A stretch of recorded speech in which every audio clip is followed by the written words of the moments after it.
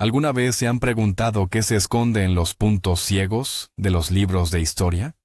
Se nos habla de Egipto, Roma, Grecia. Pero ¿y si les dijera que es solo la punta de un iceberg gigantesco, sumergido y casi olvidado? En el mundo existieron decenas de grandes civilizaciones, cuyas historias han sido borradas por el tiempo y sus logros, olvidados. Hoy emprenderemos un viaje por las páginas arrancadas de la historia. Prepárense para asombrarse, porque algunas de estas culturas fueron mucho más avanzadas de lo que podemos imaginar. Entonces, ¿por qué este silencio? La historia que nos enseñan es a menudo como un foco de luz que ilumina solo unos pocos puntos brillantes en el vasto mapa del tiempo. La escriben los vencedores, aquellos que dejaron constancia escrita o ruinas grandiosas. Pero muchas grandes civilizaciones carecían de escritura, o sus ciudades fueron engullidas por la selva y la arena, o simplemente fueron conquistadas y asimiladas por vecinos más agresivos. Vamos a corregir esta injusticia histórica. Hoy nos sumergimos en un enigma ancestral, un lugar que cambiará todo lo que creíamos saber sobre los orígenes de la civilización. Su nombre es Göbekli Tepe, y se encuentra en el sureste de la actual Turquía, pero lo más impactante es su antigüedad. Este complejo tiene casi 12.000 años. ¡Imagínenlo! Es 6.000 años más antiguo que Stonehenge, y 7.000 años más antiguo que las primeras pirámides de Egipto. Cuando fue construido, la humanidad ni siquiera había inventado la rueda ni el torno de alfarero. ¿Qué nos encontramos allí? No es una ciudad ni un asentamiento.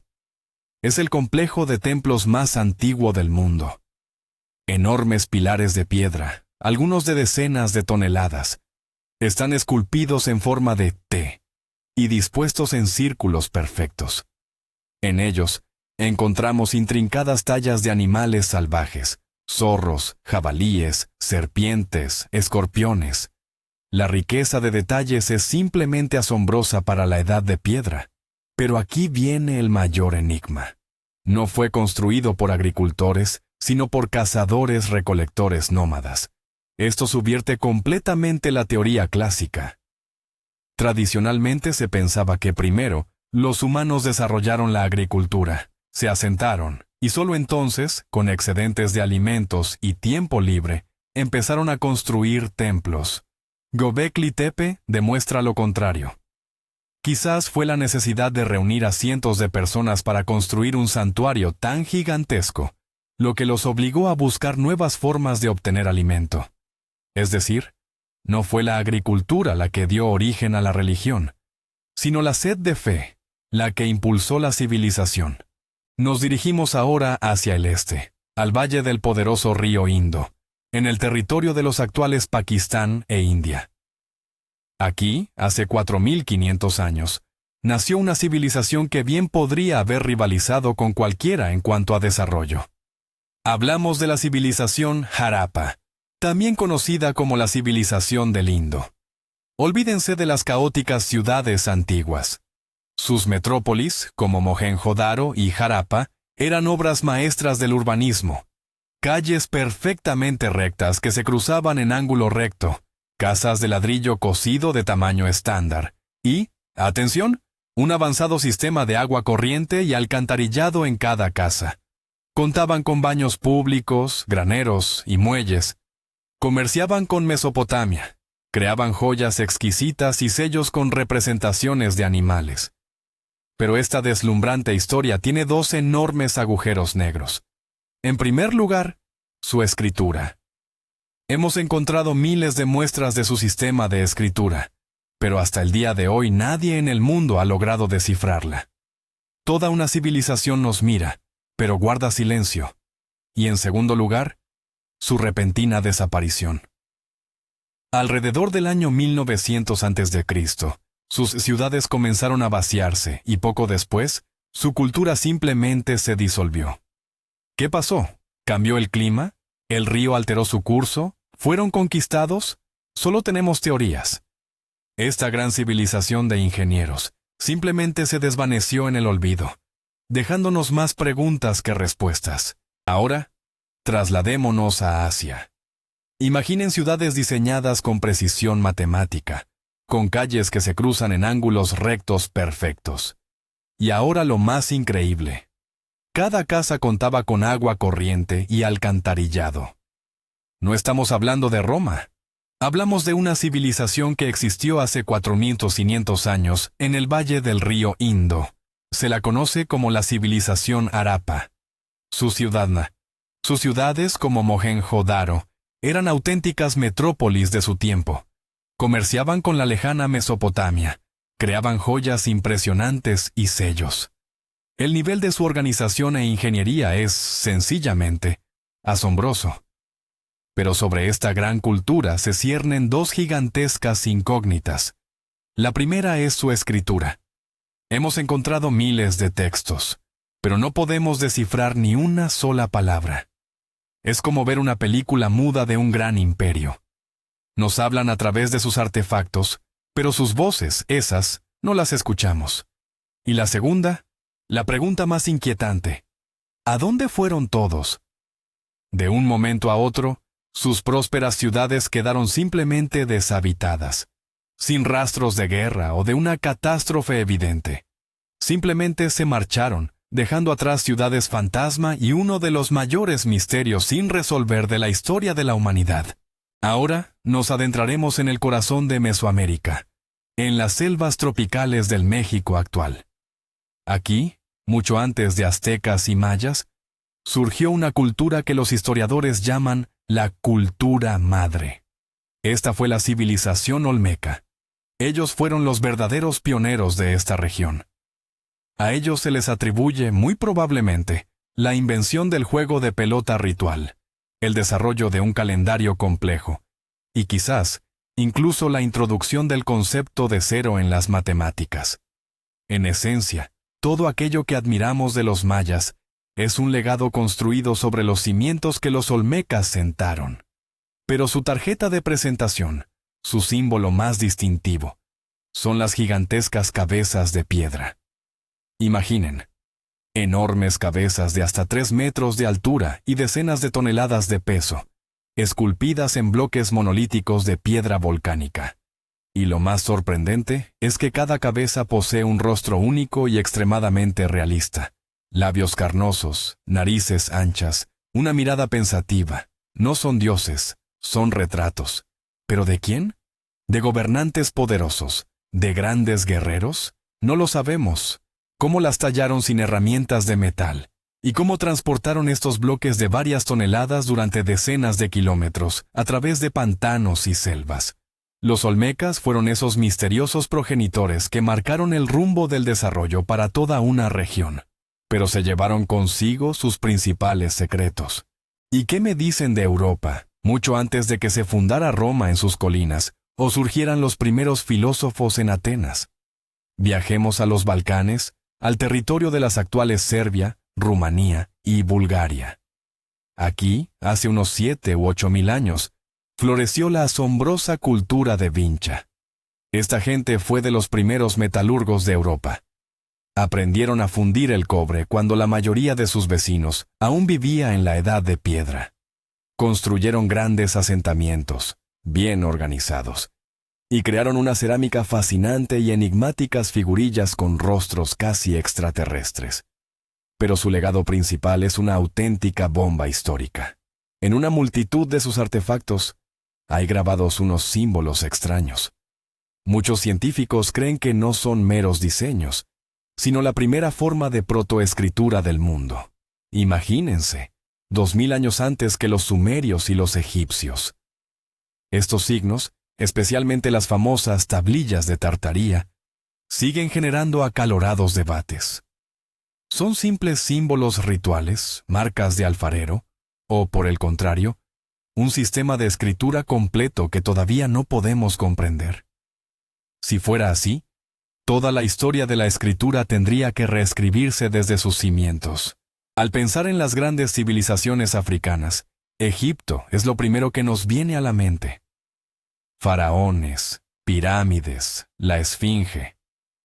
Pero, ¿y si les dijera que, al sur, A la sombra de esos gigantes floreció un imperio que una vez puso de rodillas al mismísimo Egipto.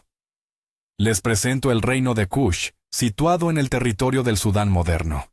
Durante siglos, fueron rivales y, a veces, socios comerciales de Egipto. Pero en el siglo 8 a.C. ocurrió lo impensable. Los cushitas avanzaron hacia el norte y conquistaron a su poderoso vecino. Fundaron la Gegintiíximo dinastía, conocida como la dinastía de los faraones negros, y gobernaron todo Egipto durante casi un siglo. Pero Kush no era una simple copia de Egipto. Tenían su propia capital, la próspera ciudad de Meroe, que fue uno de los mayores centros de producción de hierro en el mundo antiguo. Y sí, ellos también construyeron pirámides, solo que las suyas eran más pequeñas, con pendientes más pronunciadas, y son tantas que en Sudán hay más pirámides que en todo Egipto. Incluso tenían su propio sistema de escritura, el meroítico, el cual aún no hemos logrado descifrar por completo. El reino de Kush es un poderoso recordatorio de que la grandiosa historia de África no se limita a las orillas del Nilo. Pero adentrémonos aún más en la historia de África. Trasladémonos a África Occidental, a las profundas selvas de la actual Nigeria. Hace unos 3000 años, una enigmática cultura conocida como Nok surgió y prosperó en esta región. Su existencia fue descubierta de manera fortuita, cuando mineros encontraron sorprendentes cabezas de terracota mientras trabajaban la tierra. Estas esculturas asombran por su expresividad única. Su estilo es inconfundible. Cabezas alargadas, enormes ojos triangulares y peinados intrincadamente detallados. Representan algunos de los ejemplos más antiguos de arte complejo en el África subsahariana. Pero los Nok no eran solo artistas, también eran hábiles metalúrgicos.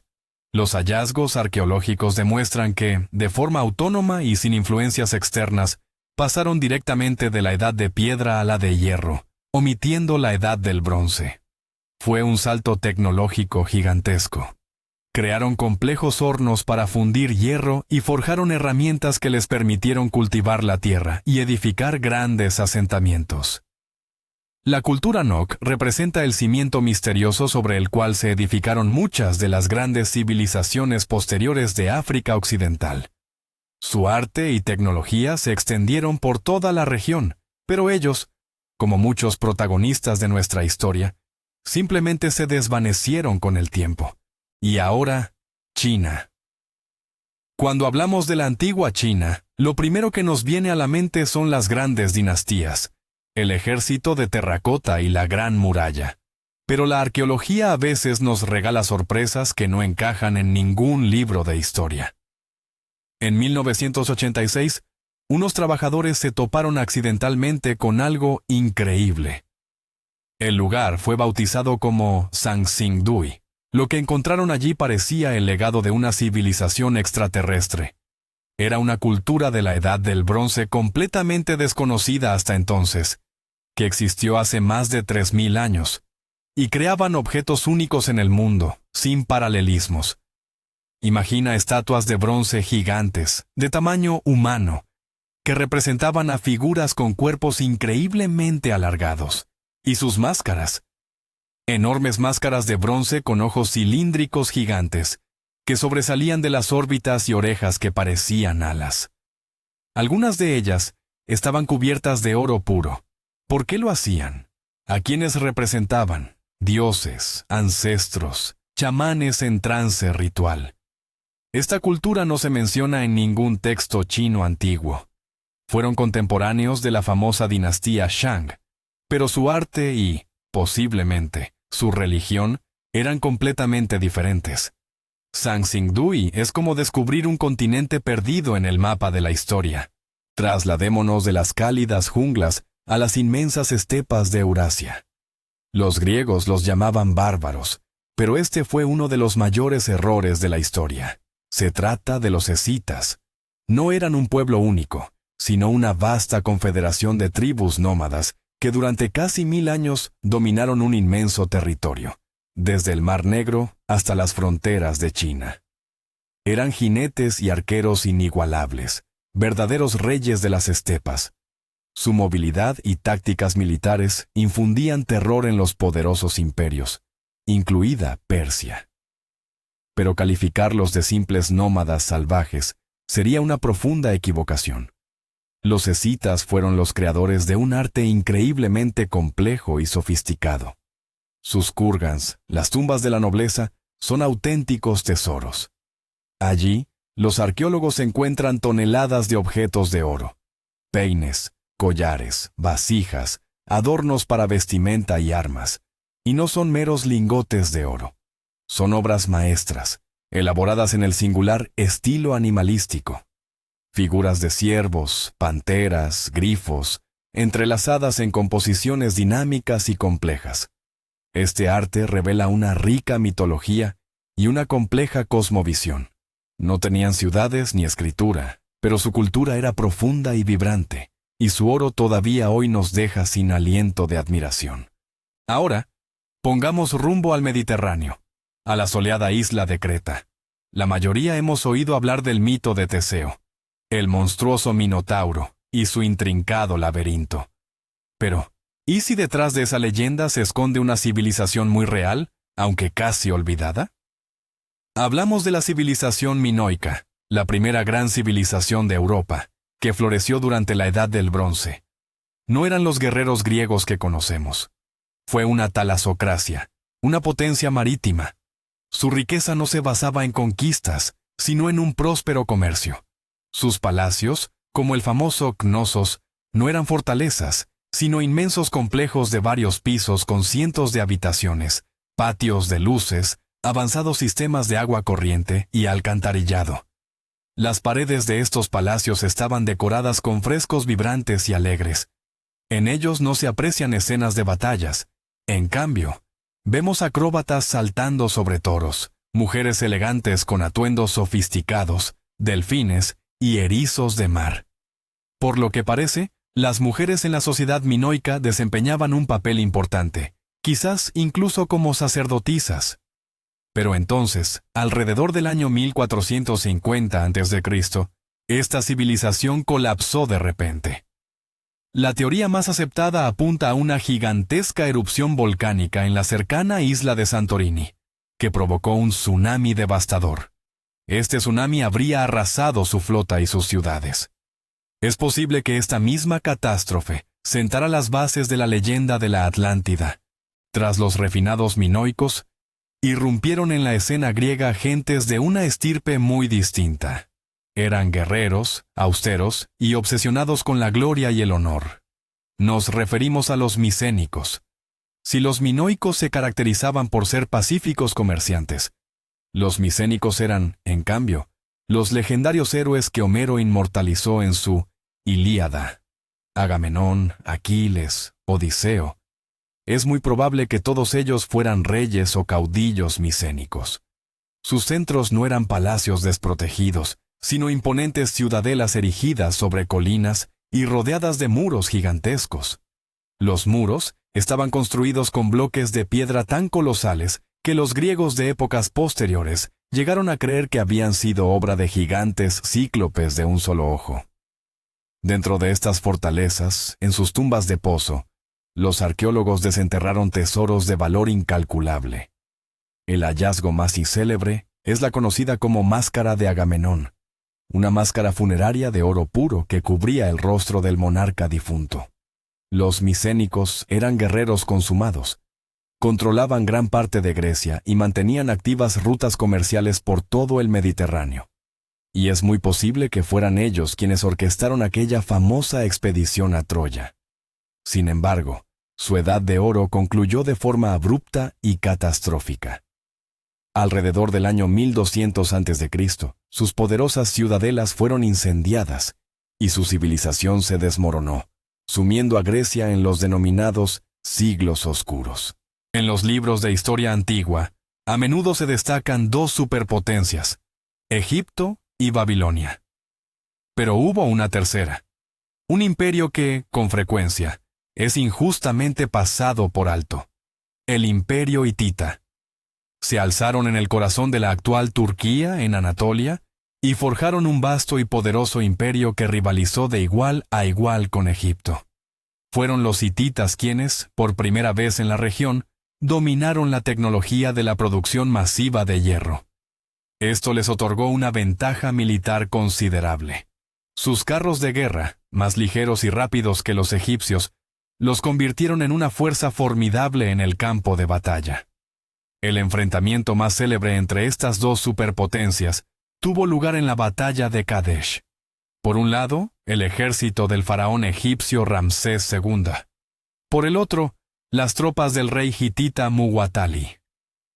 Ambos gobernantes se proclamaron vencedores, pero en realidad, la contienda, muy probablemente, terminó en un empate. El resultado fue la firma del primer tratado de paz en la historia de la humanidad, cuyo texto ha llegado hasta nuestros días. Además, los hititas nos legaron ricos archivos de tablillas cuneiformes, gracias a los cuales conocemos mucho sobre sus leyes, religión y diplomacia. Su imperio, sin embargo, al igual que muchas otras civilizaciones de la Edad del Bronce, colapsó bajo el embate de los misteriosos pueblos del mar. Ahora, volvamos a Europa. Pero adentrémonos en una antigüedad aún más remota, en la época del Neolítico. En los territorios de lo que hoy conocemos como Ucrania, Moldavia y Rumanía, floreció una cultura cuyas dimensiones resultan simplemente asombrosas. Hablamos de la cultura tripiliana, o Cucuteni Tripilia. Estas gentes no eran nómadas, sino agricultores sedentarios, pero sus asentamientos eran algo realmente extraordinario. Construyeron auténticas protociudades capaces de albergar hasta 15, e incluso 20,000 personas. En aquel entonces, hace 6 o 7,000 años, estos eran los asentamientos más grandes de todo el mundo. Sus casas eran de 2 pisos, a menudo pintadas con colores vibrantes. Creaban una cerámica increíblemente bella con intrincados diseños espirales. Pero su tradición más enigmática sigue desconcertando a los científicos hasta el día de hoy. Cada 60, 80 o 100 años, quemaban por completo su ciudad, la reducían a cenizas, y luego, en el mismo lugar, justo sobre los restos, construían una nueva. ¿Por qué lo hacían? ¿Era algún tipo de ritual de purificación? ¿Una forma de despedida simbólica del mundo de sus ancestros? ¿O quizá tenían razones prácticas o sanitarias? No lo sabemos, pero esta tradición ha dejado a los arqueólogos unas cápsulas del tiempo únicas, permitiéndonos asomarnos a la vida cotidiana de la civilización más grande de la Europa prehistórica. Viajemos por un momento a las exuberantes junglas tropicales del sudeste asiático. Al escuchar la palabra Camboya, lo primero que a menudo nos viene a la mente es el majestuoso complejo de templos de Angkor Wat. Pero Angkor era solo la punta del iceberg, la capital de un vasto y poderoso imperio Jemer, que floreció en la región entre los siglos IX y XV. El secreto de su poder no residía tanto en sus ejércitos, sino más bien en el agua. Los jemeres eran ingenieros hidráulicos brillantes. Construyeron un complejo y sofisticado sistema de canales, diques y gigantescos embalses, a los que llamaban barais. Algunos de ellos eran tan inmensos como un pequeño lago. Este ingenioso sistema les permitía recoger las lluvias monzónicas, almacenar el agua para la estación seca e irrigar sus campos de arroz. Gracias a ello, podían obtener hasta 3, y en ocasiones 4, cosechas de arroz al año. Esto les proporcionaba excedentes de alimentos colosales, capaces de alimentar a un ejército formidable, a miles de constructores y a la población de la capital que, según algunas estimaciones, llegaba a alcanzar el 1,000,000 de habitantes. En aquel entonces, era, con diferencia, la ciudad más grande del planeta. Sin embargo, esta misma y compleja red de infraestructuras fue, paradójicamente, la que, probablemente, precipitó su caída cuando el clima cambió y dejó de funcionar con la misma eficacia. Y ahora, nos adentramos en el corazón del desierto. Imaginen una ciudad esculpida directamente en rocas rosadas, una ciudad que permaneció oculta al mundo occidental durante siglos. Se trata de Petra, la capital del enigmático reino nabateo. Los nabateos, originalmente una tribu árabe nómada, lograron lo impensable. Domesticaron el desierto y, en el cruce de las rutas caravaneras, establecieron un estado rico y poderoso. Su riqueza fluía a raudales del comercio de incienso, mirra y especias, productos que eran valorados como oro puro en Roma y Grecia. Pero ¿cómo lograron sobrevivir en un lugar donde las lluvias son casi inexistentes? Los nabateos se revelaron como genios de la ingeniería hidráulica.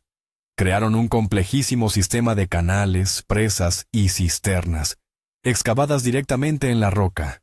Aprendieron a recolectar cada gota de las escasas lluvias y a canalizarla hacia la ciudad.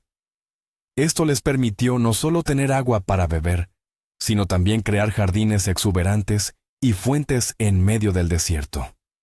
Sus famosas fachadas, como el tesoro y el monasterio, no son edificaciones en el sentido convencional, sino imponentes tumbas y templos esculpidos directamente en la roca sólida. Los nabateos son un testimonio asombroso de cómo el ingenio humano puede hacer florecer incluso las tierras más áridas. Volvamos una vez más a Perú, pero esta vez ascendamos a lo alto de las montañas, a los bosques nubosos de las laderas andinas. Aquí, lejos de los desiertos y valles costeros, habitó un pueblo misterioso y orgulloso, al que los incas, con respeto, llamaron Chachapoya, un nombre que se traduce como guerreros de las nubes. Eran de piel clara y estatura elevada, lo que los diferenciaba de otros pueblos andinos, y eran famosos por su ferocidad en la batalla. A los incas les llevó muchos años y un gran esfuerzo someterlos. Pero los Chachapoya no solo eran guerreros, también eran constructores singulares. Sus ciudades, como la fortaleza de Cuelap, conocida como el Machu Picchu del norte, se erigían en las cumbres de acantilados inexpugnables, rodeadas de imponentes muros. Sus casas no eran cuadradas, como las incas, sino redondas, con techos cónicos. Y sus construcciones funerarias las ubicaban en los lugares más inverosímiles. Tallaban mausoleos directamente en los acantilados verticales o creaban sarcófagos antropomórficos, similares a figuras humanas gigantes, que colocaban en salientes rocosos de difícil acceso. ¿Cómo lograban tales proezas? Sigue siendo un misterio hasta el día de hoy. Imagina una ciudad, pero sin calles ni plazas, sin puertas a nivel del suelo. Para entrar a una casa, debías subir por escaleras hasta el tejado y luego descender a través de una escotilla. Así era Çatalhöyük, una de las primeras ciudades de la historia de la humanidad. Ubicado en la actual Turquía, existió hace unos 9.000 años, en la era neolítica. Fue una verdadera metrópolis de la Edad de Piedra, hogar de hasta 8.000 personas. Las casas en Çatalhöyük se construían con ladrillos de barro y se adosaban unas a otras, formando una estructura única, similar a un panal de abejas. Esta arquitectura, probablemente, también servía para la defensa. Sin calles, sería difícil para un enemigo penetrar. La vida de sus habitantes estaba estrechamente ligada al arte y los rituales. Las paredes de sus casas estaban cubiertas de pinturas con escenas de caza y enigmáticos patrones geométricos. Adoraban a una diosa madre y al toro, cuyos cuernos, los bucráneos, a menudo se incrustaban en las paredes de las viviendas, y a sus muertos los enterraban directamente bajo el suelo de sus casas. Los ancestros, literalmente, permanecían como parte de la familia, conviviendo con sus descendientes. Çatalhöyük es una ventana única al mundo de las personas que apenas daban sus primeros pasos hacia la civilización urbana. Viajemos a Asia Central, a un lugar que, durante mucho tiempo, fue un verdadero enigma en el mapa arqueológico. En los áridos desiertos de los actuales Turkmenistán, Uzbekistán y Afganistán. Fue precisamente aquí donde, durante la Edad del Bronce, floreció una civilización poderosa y próspera, que hasta hace no mucho tiempo era prácticamente desconocida. Se la conoce como la civilización Oxus o el complejo arqueológico Bactriano-Margiano. Fue la quinta gran civilización del mundo antiguo, a la par de Egipto, Mesopotamia, la del Indo y China. En las arenas del desierto construyeron ciudades oasis monumentales, dotadas de imponentes murallas, palacios y templos. Eran hábiles metalurgos, capaces de crear intrincados objetos y armas de bronce. También eran excelentes orfebres, elaborando asombrosos amuletos y sellos de piedra y metal.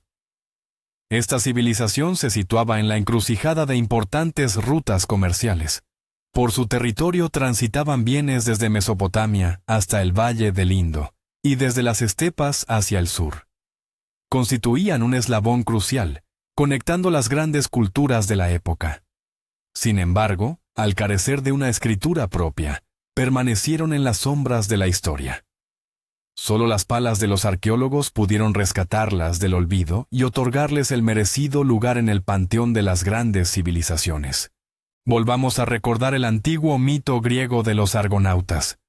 Valientes héroes, liderados por Jasón, zarpan en su nave, el Argo, hacia la lejana y mítica Cólquida, con la misión de conseguir el legendario vellocino de oro. Para los antiguos griegos, aquello representaba un viaje al fin del mundo. Pero Cólquida no era solo un mito. En realidad, fue un estado antiguo y próspero, situado en el territorio de la actual Georgia occidental, a orillas del Mar Negro. Y de hecho, esta región era realmente famosa por su oro. Sin embargo, no lo obtenían directamente de la piel de carneros. Los antiguos habitantes de la Cólquida habían desarrollado una técnica muy ingeniosa para extraer oro de los ríos de montaña. Sumergían vellones de oveja en el agua, y las diminutas partículas de oro, arrastradas por la corriente, quedaban atrapadas en la densa lana. Posteriormente, secaban esos vellones, y al sacudirlos, recogían el preciado metal. Así que el mito del vellocino de oro tenía una base sorprendentemente real. Cólquida era una región rica y un centro metalúrgico de gran importancia. Los colquios creaban exquisitas joyas de oro y bronce que, hasta el día de hoy, se siguen encontrando en sus yacimientos funerarios. Fue un verdadero puente entre el mundo de la civilización griega y los pueblos del Cáucaso. Una tierra real que, con el tiempo, se convirtió en leyenda. Y para finalizar, volvamos a Italia. Pero mucho antes de que Roma se alzara como un gran imperio, antes de que los lobos amamantaran a Rómulo y Remo. En estas mismas tierras, en la región de la actual Toscana, habitó un pueblo enigmático y altamente desarrollado, los etruscos. Fueron ellos los maestros de los romanos. De ellos, los romanos tomaron prestado muchísimo. Tecnologías de ingeniería, como la construcción de arcos y sistemas de alcantarillado, los cruentos combates de gladiadores, que originalmente formaban parte de los rituales funerarios etruscos, e incluso algunos símbolos de poder. Los etruscos destacaron como hábiles navegantes y comerciantes. Sus barcos surcaban todo el Mediterráneo. Crearon magníficas esculturas de bronce y sarcófagos, en los que marido y mujer solían aparecer banqueteando juntos, un claro indicio del alto estatus de las mujeres en su sociedad. Pero su mayor enigma reside en su origen y su idioma. Aunque podemos leer su alfabeto, ya que es similar al griego, apenas comprendemos el significado de sus palabras. Su lengua no se asemeja a ninguna otra conocida en Europa. ¿De dónde procedían? ¿Eran oriundos de Asia Menor, como creía Heródoto, o un pueblo autóctono de Italia? El misterio de los etruscos es el último gran enigma de la antigua Roma, la incógnita de un pueblo que instruyó a sus futuros conquistadores, pero cuya historia fue finalmente borrada por ellos mismos. ¿Qué significa todo esto entonces? La conclusión principal que podemos extraer es, sencillamente, asombrosa. La historia de la humanidad no es una línea recta desde la caverna hasta el rascacielos, como a menudo se nos presenta. Es, más bien, un árbol enorme y ramificado, cuyas innumerables ramas se secaron y cayeron en el olvido. Descubrimientos como el de Göbekli Tepe demuestran que estructuras sociales y religiosas complejas pudieron surgir mucho antes de la agricultura. Y civilizaciones pacíficas como la de Norte Chico nos enseñan que la guerra no siempre fue el motor del progreso. Cada una de estas culturas olvidadas es un capítulo perdido en el libro de nuestra propia historia. Un recordatorio de lo mucho que aún desconocemos y de lo frágil que es la huella que dejamos tras de nosotros. Gracias por habernos acompañado en este viaje. La historia está llena de misterios, y apenas hemos rozado la superficie de algunos de ellos. Si te ha parecido interesante echar un vistazo detrás de las escenas de la historia oficial, no olvides darle me gusta a este video y suscribirte al canal para no perderte nuestras próximas investigaciones. Ahora, la pregunta es para ustedes. ¿Sobre cuál de estas civilizaciones les gustaría ver un video aparte y detallado? O quizás conocen otras culturas olvidadas que no hayamos mencionado. Déjenos sus comentarios. Nos interesa mucho su opinión.